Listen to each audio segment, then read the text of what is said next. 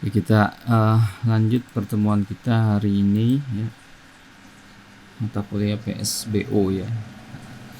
Hari ini kita akan membahas tentang diagram objek. Ini mohon maaf saya tidak bisa nyalakan kamera karena sedang tidak berfungsi.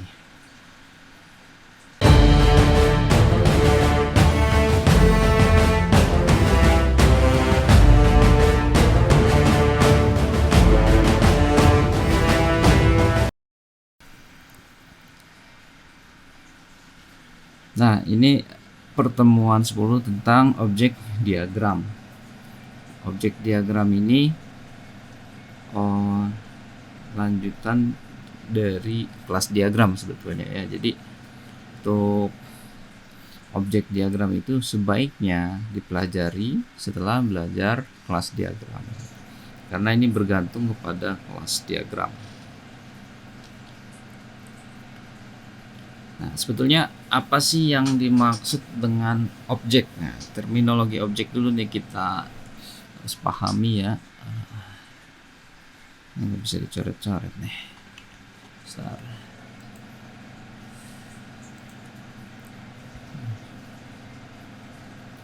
Di objek ini kalau kita pernah dengar atau kemarin saya jelaskan ya, objek itu adalah ada dua terminologi. Yang pertama di dalam konteks dunia nyata, yang kedua di dalam konteks pemrograman ya. Kalau di dalam konteks dunia nyata, objek adalah segala sesuatu yang memiliki peranan dalam sistem ya, baik itu bersifat konkret ataupun abstrak. Ya, itu objek di dunia nyata. Jadi pada saat analisis di dunia nyata, kita harus bisa mengidentifikasi objek-objek yang ada yang di sekitar sistem, yang memiliki peranan dalam sistem ya, baik itu konkret ataupun abstrak. Sedangkan konteks objek yang kedua adalah di dalam pemrograman ya. Apa itu di dalam pemrograman ya? Objek di sini dikatakan instansiasi dari kelas ya. Nah, merupakan instansiasi dari semua atau sebagian dari kelas.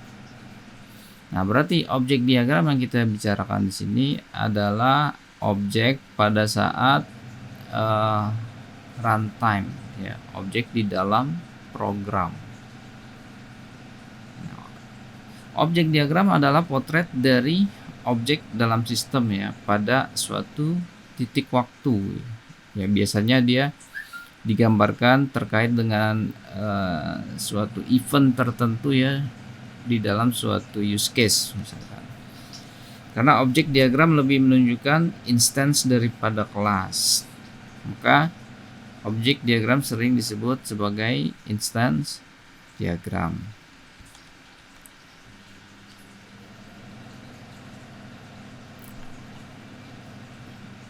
Nah, instansiasi atau instantiation ya berarti membuat instance objek dari kelas ya dengan satu set nilai atribut yang sesuai. Objek diagram menunjukkan sekumpulan objek ya, hubungannya atau relationship-nya dan nilai atribut. Jadi nanti ada atribut-atribut yang di dalam kelas diagram sudah kita buat. Nah, nanti bisa ditampilkan di dalam objek itu pada saat runtime beserta value-nya itu ya. Nilai dari atribut tersebut. Objek diagram bisa sangat berguna ketika mencoba untuk menemukan detail dari suatu kelas ya misalnya. Jadi ketika kelas tadi kita gunakan dalam suatu event ya, misalkan kita klik tombol save ya, itu event. Kita klik lihat order misalnya, kita klik add to chart, nah itu adalah event-event. Event-event ini biasanya kita gambarkan dengan use case diagram ya sebelumnya. Nah, nanti kita bisa lihat kelas apa saja yang terlibat di dalam event tersebut. Nah, ini digambarkan dengan objek diagram. Nah, objek diagram umumnya terdiri dari objek. Objek ini nanti bentuknya dia itu kotak gitu ya, dengan nama objeknya.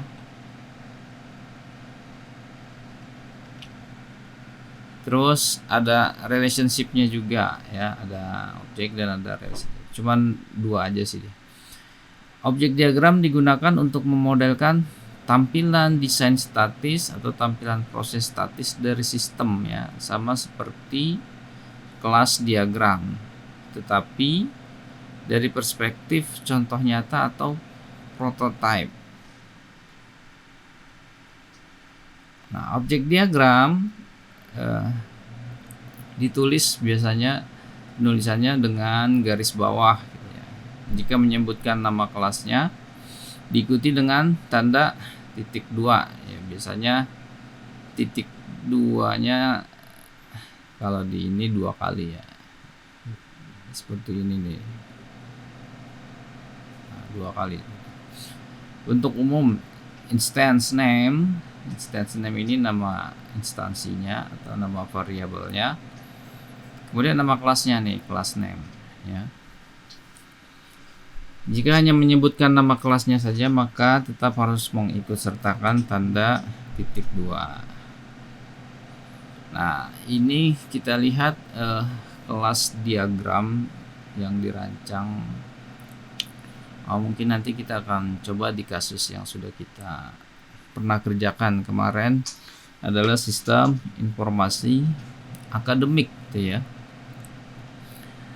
Nah, terus kita akan membuat objek diagram ya dari katakanlah kelas diagram ini. Di sini kan ada kelas barang nih.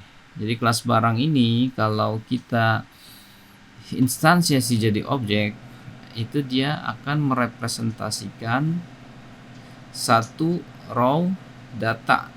Misalkan ini ya.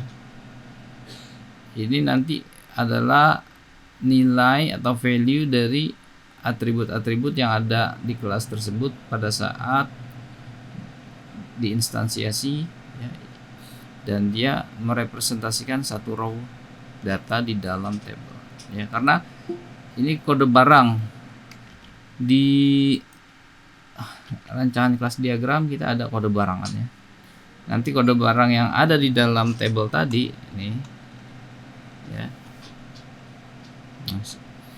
ini maka akan dimasukkan ke dalam atribut di dalam kelas barang ini ya, kode barang yang ini. Itu juga nama barang, harga barang, dan stok, semuanya akan masuk ya sesuai atributnya masing-masing gitu ya.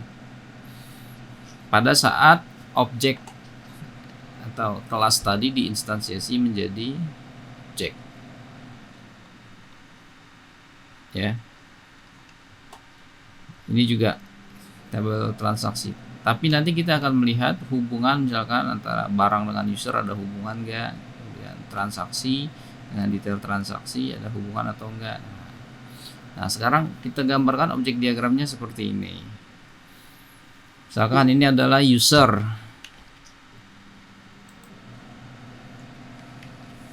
Ya, ini adalah user. Dia punya hubungan dengan transaksi gitu ya. Misalnya siapa sih yang beli atau siapa yang melakukan transaksi ini. Kemudian transaksi ya, ini ada hubungan dengan objek detail transaksi. Detail transaksi ini berisi barang. Nah, berarti dia ada hubungan dengan barang. Tapi barang dengan user ini nggak ada hubungannya, ini salah nih ya. Hubungannya apa barang dengan user? Nggak ada ya, karena kalau transaksi berisi detail transaksi ya, ini kalau kita tambahkan keywordnya maksudnya relationshipnya. dia berisi ya, sedangkan detail transaksi berisi barang gitu ya. Nah, ini kita gambarkan seperti ini objek diagramnya. Nah, ini nanti kita akan coba praktekkan. Oke, sampai sini ada yang bertanya, silakan sebelum saya lanjut.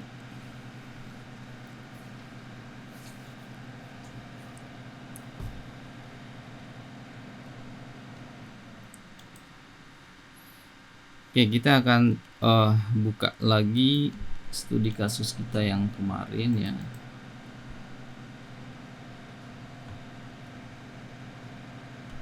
Serta nanti contoh aplikasinya, implementasi di dalam programnya.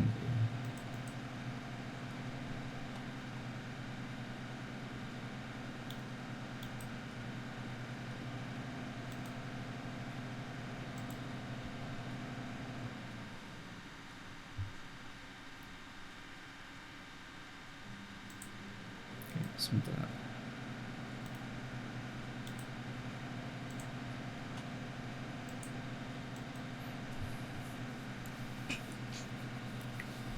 Nah, ini adalah rancangan kita studi kasus yang kemarin. Kita lihat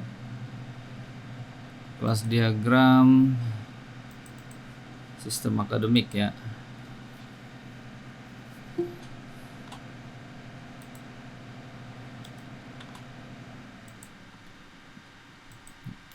Kita lihat dulu kemarin ini kita generate-nya kemana, ke sistem akademik application ya. Oke, saya akan coba buat ini.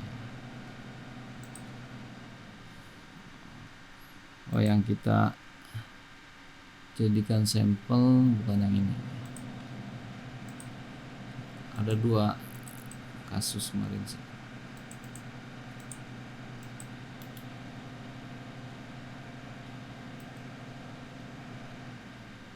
Oh ya, ini Siswa AKD ya. Itu yang ini. Nah, sekarang kita akan coba merancang objek diagram ya berdasarkan kelas diagram yang sudah kita buat sebelumnya. Caranya gimana? Kita buat di sini package baru, new package. Kita namakan objek diagram. Pilih create diagram, oke. Nah, nanti di UML struktural pilihnya yang objek gitu ya. Nah, ini dia. Nah, ini perhatikan di toolboxnya, inilah elemen-elemen dari objek diagram. Kita bisa menambahkan objek seperti ini ya, misalkan objek 1 ya. Tapi karena kita sudah membuat kelas diagram sebelumnya, maka kita tinggal melakukan drag aja dari sini. Misalkan ada dosen di sini ya, kita drag aja ke sini sebagai suatu apa, instance ya. Nah, ada link, ada instance, ada child. Kita pilihnya yang instance, yaitu sebagai objek. Klik OK. Nah, jadi titik 2-nya itu di sini. Ya, bisa juga ini kita kasih namanya dia ya. String dosen gitu ya. Nah, ini nama variabelnya nanti. Ya. Nah, sebagai contoh kita akan coba mensimulasikan di dalam aplikasi apa ya? Kalau di dalam web kalian itu kan bisa melihat jadwal ya. Nah, saya akan contohkan, ini biar gampang pakai entire screen aja deh, supaya pindah-pindahnya gampang ya.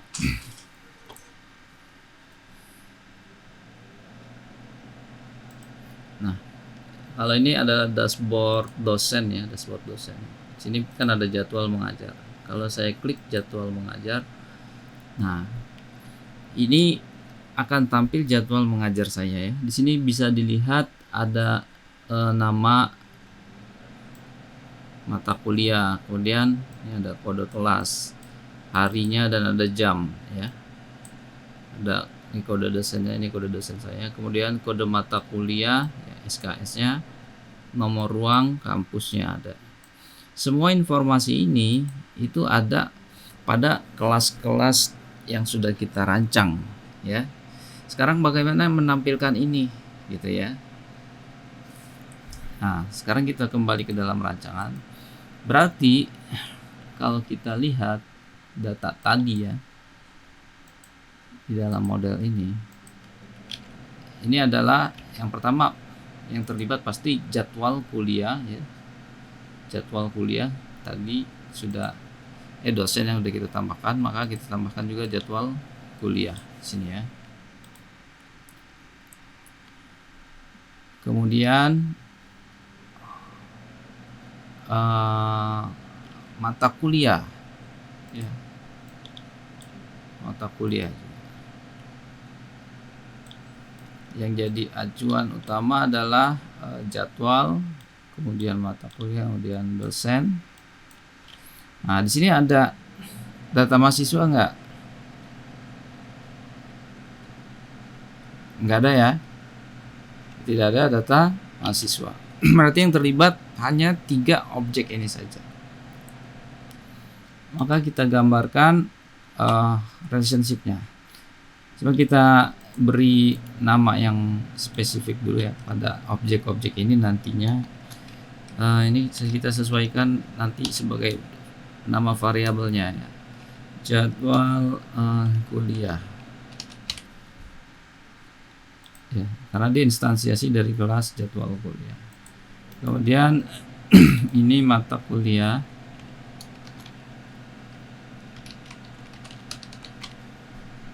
karena kalau di dalam bahasa PHP variabel itu pakai tanda dolar ya depannya ya gitu. Jadwal kuliah berasosiasi nanti dengan mata kuliah ya. Ini juga berasosiasi dengan dosen. Nah, kalau satu jadwal kuliah ya, kalau di dalam contoh tadi ya, ini ada banyak mata kuliah gitu ya, banyak mata kuliah. Sekarang contoh misalkan kalau saya lihat jadwal kita hari ini ya, jam 7.30, ini adalah kode kelas kalian ya. Ini saya copy, kita tambahkan atributnya pada saat ini ditampilkan ya, halaman ini ditampilkan, kita tampilkan atributnya. Caranya gimana? Nah, di sini feature and properties, pilihnya set run stack. Untuk apa? Untuk memberikan nilai pada saat tampilan halaman ini diproses gitu ya. Maka di sini kita pilih kode kelas dulu ya. Ini nilainya. Nah, ini akan masuk sini ya. Kan kita sudah punya atribut kode kelas, tinggal diisi nilainya aja. Itu pada saat ini ditampilkan. Kemudian mata kuliah ada nama dan kode mata kuliah ya. Kodenya berapa? Ini 635. Nah, ini akan diinstansiasi. Kemudian nama mata kuliahnya modelan sistem berbasis objek, ini dia. Itu ya. Terus ada hari dan jam ya. Hari Senin, kemudian jamnya jam berapa nih? Jam 7.30 sampai 10.50.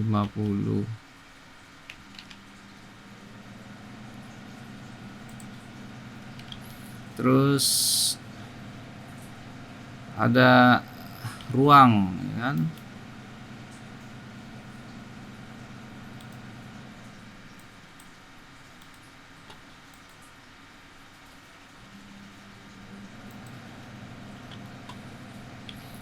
Ruangnya ini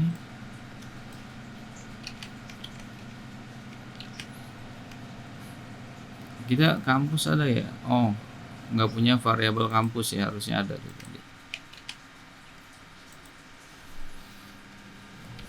Terus di dosen ya ada kode dosennya. Kode dosen pertama tetap settingnya di jadwal kuliah ini ya.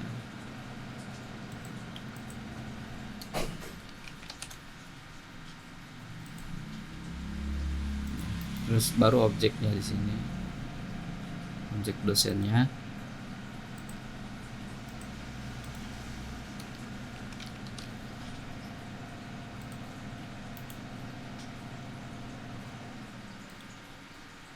Terus nama dosen.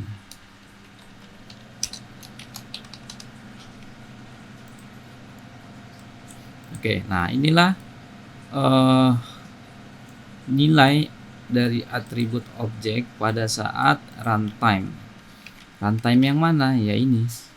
Pada saat kita melihat jadwal ya. Ini kita lihat address ya. Pada saat melihat jadwal. Oke ya. Inilah objek-objek yang terlibat ya, dan nilai dari atributnya ini berarti ini adalah 3 objek ini untuk satu jadwal ya, yaitu yang ini aja nih, yang hari ini ya, jam ini. Jadi kalau ada banyak seperti ini maka objek-objek ini akan diinstansiasi sejumlah jadwal yang ada di sini gitu ya. Paham ya? Nah sekarang ini eventnya apa sih? Eventnya ini kita hapus dulu ya, adalah ketika melihat jadwal. Nah event-event ini bisa kita masukkan ke dalam suatu collaboration namanya. Di sini ada elemen collaboration, klik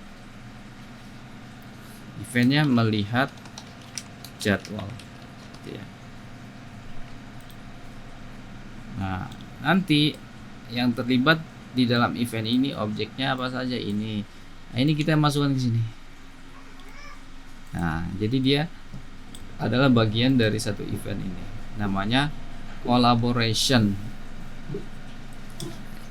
Jadi objek diagram bisa juga digambarkan dalam bentuk collaboration diagram. Ini adalah objek diagram dan collaboration diagram. Ini jadi satu ya.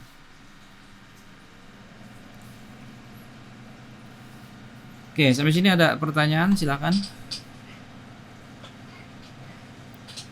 Nah, sekarang bagaimana kita implementasikan ini ya di dalam program gitu ya. Nah, kemarin kita sudah membuat program implementasi dari kelas-kelas ini ya di dalam framework Code Igniter gitu ya. Nah, di sini kan ini ada jadwal kuliah gitu ya.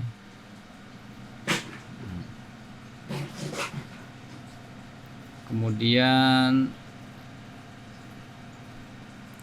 ada dosen ya. Dan ada mata kuliah. Seperti ini ya.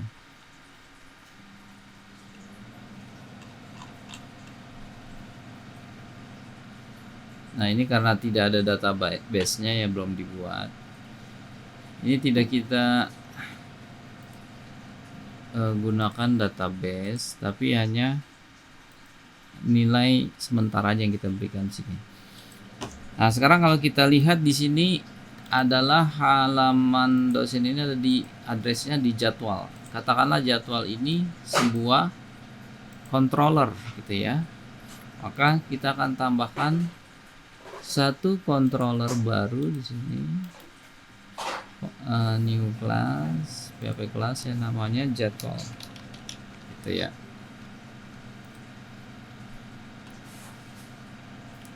Ini harus extend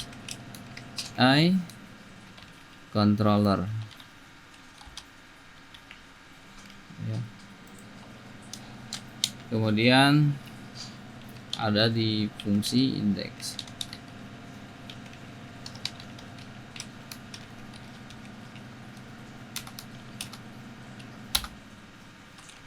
Kita tes dulu ya. Echo index from jadwal ya. Kita cek. Sebentar, saya start dulu nih, examnya belum di start.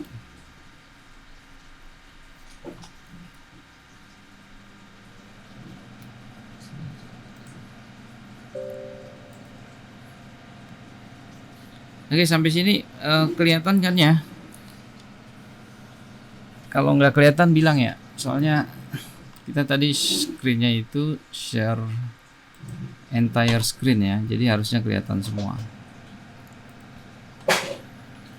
Nah, kita buka project kita di localhost tadi,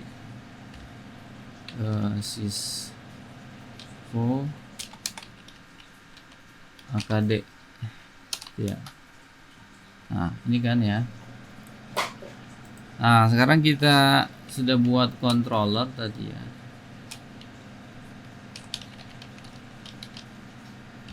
Namanya jadwal. Nah, tampil ya, index from jadwal. Kita akan mensimulasikan tampilan ini ya dengan rancangan kita tadi ya.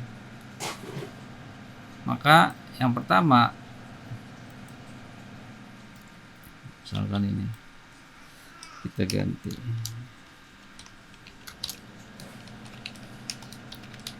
jadwal mengajar.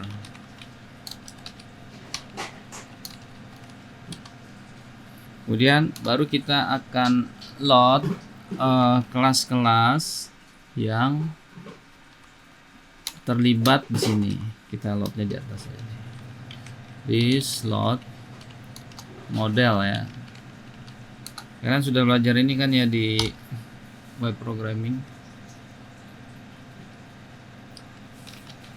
Jadwal kuliah. Terus this load model mata kuliah. Kemudian this load model dosen. Nah, ini adalah kelas-kelas yang terlibat di dalam kolaborasi jadwal tadi ya. Nah, sekarang kelas-kelas tadi kita instansiasi dan kita beri nilai sesuai dengan ilustrasi di dalam rancangan tadi ini ya. Pertama kita buat namanya adalah jadwal kuliah nih, sesuai rancangannya. Jadwal underscore kuliah itu adalah instansiasi dari kelas jadwal kuliah ya.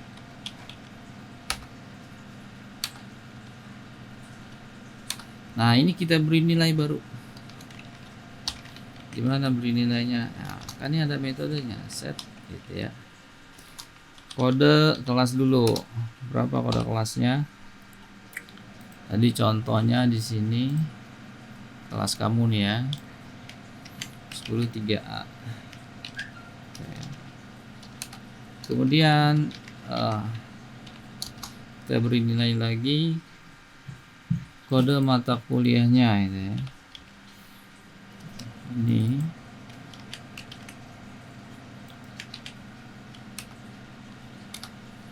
kemudian kita beri nilai lagi harinya ya, set. Oh iya, kode dosen dulu deh.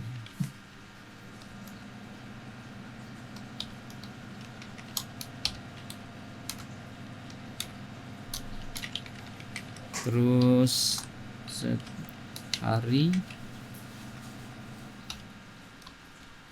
Senin, set jam 7.30 sampai 10.50. Ini bisa kelihatan ya, kalau nggak kelihatan bilang. Terus apalagi set ruang.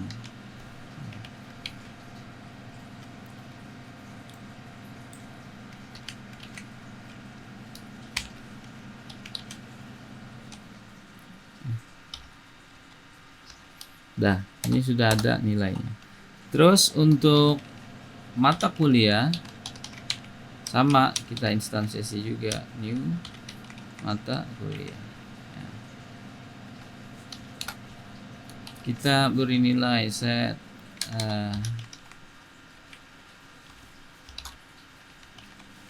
sama kode mata kuliahnya dulu. Nah, ini diambil dari mana? Diambil dari kelas jadwal tadi, karena sudah diberi nilai mata kuliahnya, get kode matkul gitu. Nah, ini makanya dia ada relasi ya.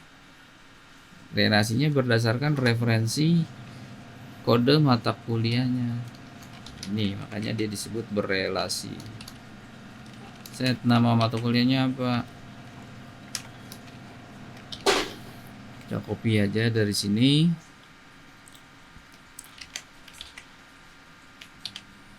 Ya. Dah, kemudian objek dosen. New dosen.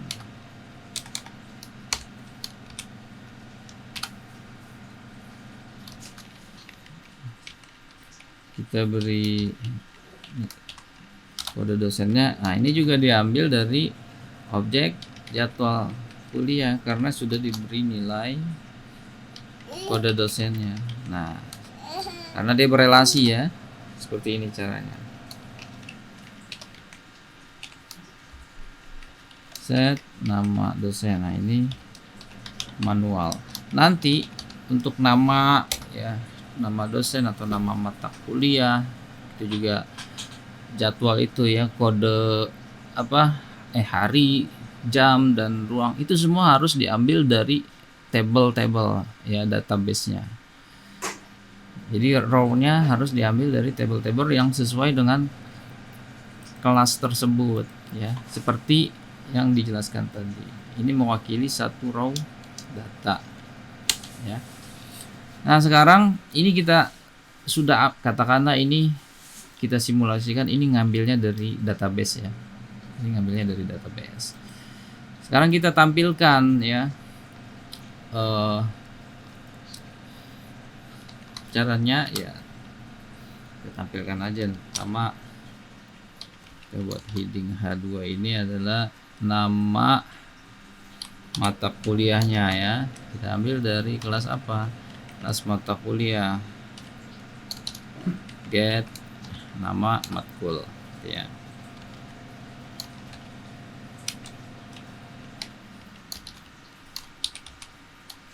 Terus kita sesuaikan di sini ya, kode kelas ya, echo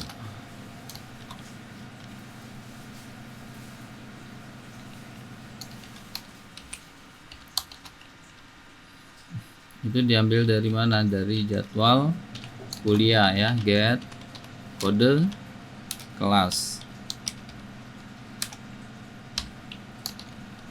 Terus hari dan jam ya.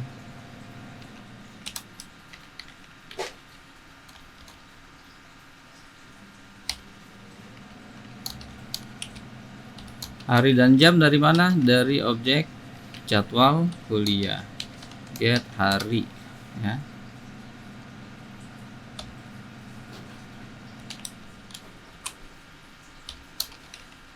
Terus jamnya juga. Get jam.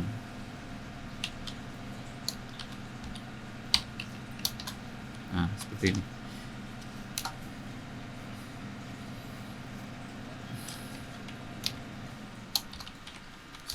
Kita tampilkan garis. Terus kode dosen dan kode mata kuliah.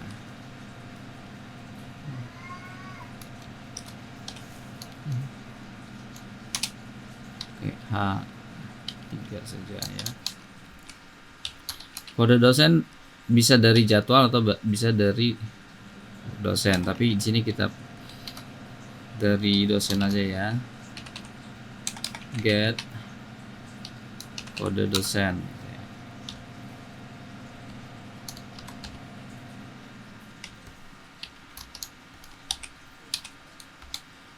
Terus kode mata kuliah.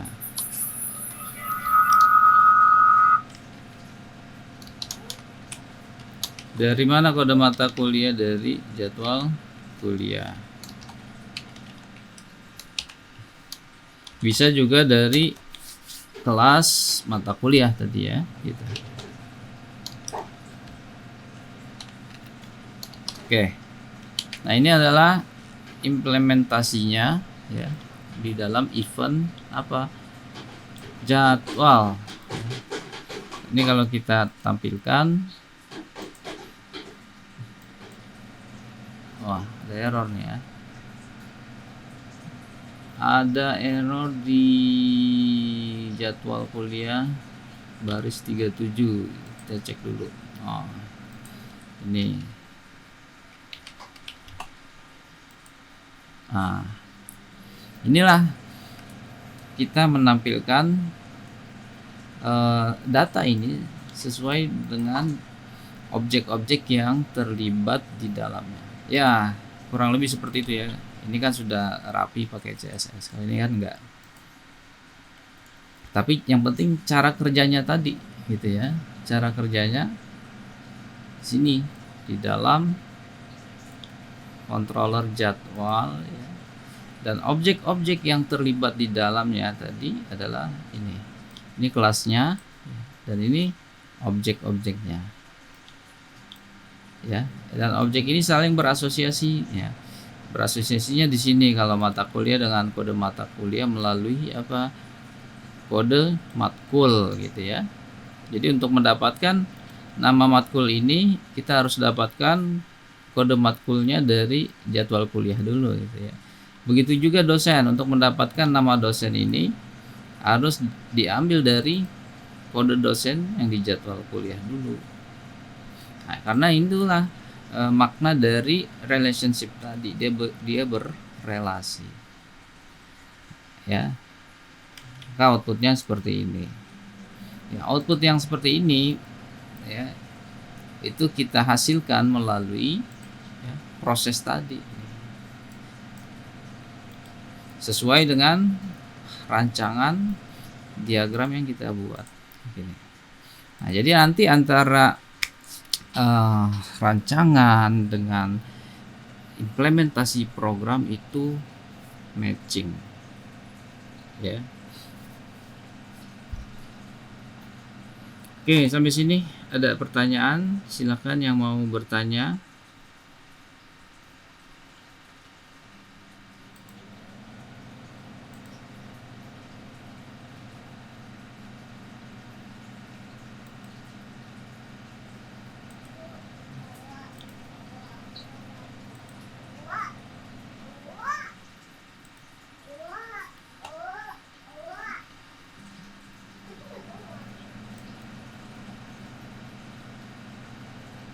Ayo yang mau bertanya silakan.